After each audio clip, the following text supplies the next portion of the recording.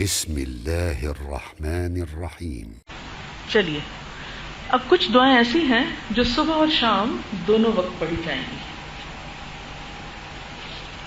اعوذ بکلمات اللہ التامات من شر ما خلق۔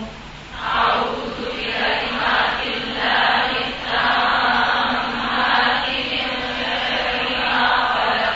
اعوذ بکلمات اللہ التامات من شر ما خلق۔ اعوذ بکلمات اللہ التامات من شر ما خلق۔ اعوذ بکلمات اللہ التامات من شر ما خلق۔ اعوذ بکلمات اللہ التامات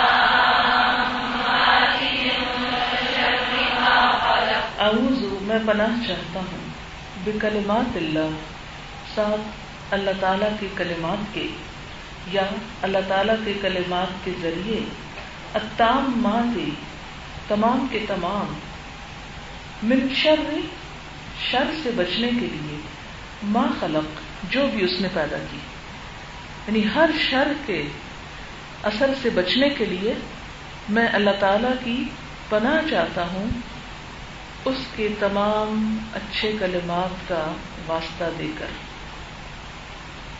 انسان عموماً مختلف چیزوں سے ڈرتا ہے، کوئی سانپ سے، کوئی بجلی سے، کوئی بچھو سے، کوئی بلی سے، کوئی کتے سے، کوئی انہونی انجانی غیر حقیقی وہمی چیزوں سے۔